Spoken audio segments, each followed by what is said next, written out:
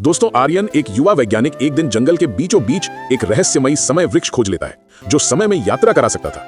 लेकिन इस बार वो उसे जला देना चाहता था। क्यों?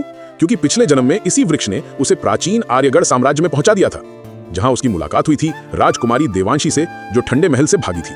आर्यन ने आधुनिक ज्ञान का उपयोग करके उसकी मदद की, उसे सिंहासन तक पहुंचाया और दोनों ने साथ में भविष्य के सपने देखे। पर ठीक उसी रात देवांशी ने उसे जहर दे दिया।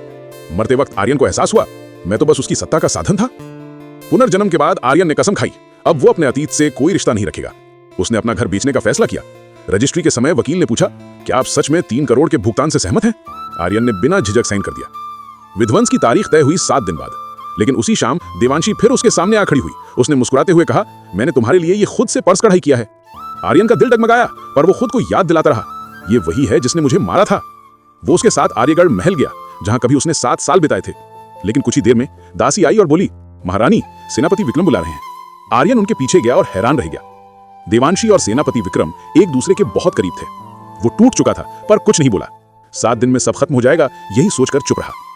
2 दिन तक वो छिपा रहा। फिर एक सुबह देवांशी खुद उसके दरवाजे पर आई, चिंतित स्वर में बोली, आर्यन, सीमा पर संकट है, हमें तुम्हारी गैटलिंग तोपें चाहिए। पिछले जन्म में उसने युद्ध में उनकी मदद की थी, पर इस बार उसने तय किया, अब मैं किसी की चाल का हिस्सा नहीं बनूंगा। वो हाँ बोलता है, लेकिन सारी सोने की ईंटें एक अनाथालय को दान कर देता है। शाम को देवांशी मुस्कुराते हुए बोली, चलो आज तुम्हारा पसंदीदा गुलकंद और मोमोज खाते हैं। वे बाजार पहुंचे, लेकिन तभी एक हत्यारा छाया से निकला और वार कर दिया।